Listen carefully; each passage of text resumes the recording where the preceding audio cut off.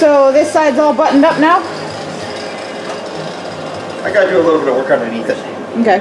Clean it up a bit underneath. But for the most part, it's all done. Yeah. So that looks really, really good. Yeah, it needs the whole back done still. Yeah. Here. That's later. That's fucking simple. Who cares? Yeah.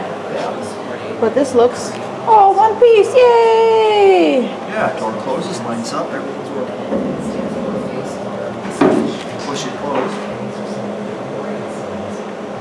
Pretty fancy. Pretty fancy. Nicely done.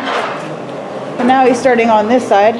There's a patch in the middle there that he was doing, so we're doing that. That's what he was grinding down there. And then this cowl piece to put on. And now I guess you're going to start on that toe board? Yeah, well, yeah. Yeah. In a bit. This side isn't as bad as the other side was. Well, this is all gone too. Yeah. Do the toe board, then it's, I forgot, then it's the inner cab corner, outer cab corner, then the step last. Yeah. Then put it up on the hoist and clean up any of the stuff underneath I can't get to. Grind the welds down, clean it up, don't leave any sharp edges.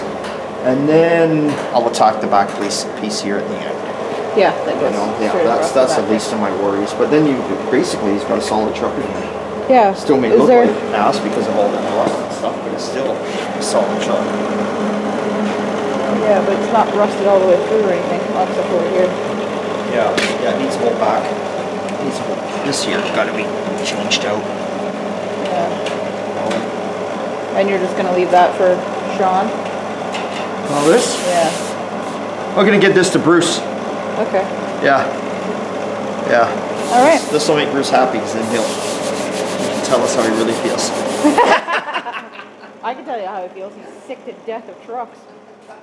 I think we all are. 1, 2, 3, 4. We've got 5 trucks in here right now. 5 trucks. So we can't count this one. This is Chris's truck with the 6-cylinder. Chris doesn't believe in V8s or Chevys. He likes 4s or 6s. And propane. Yeah, and propane.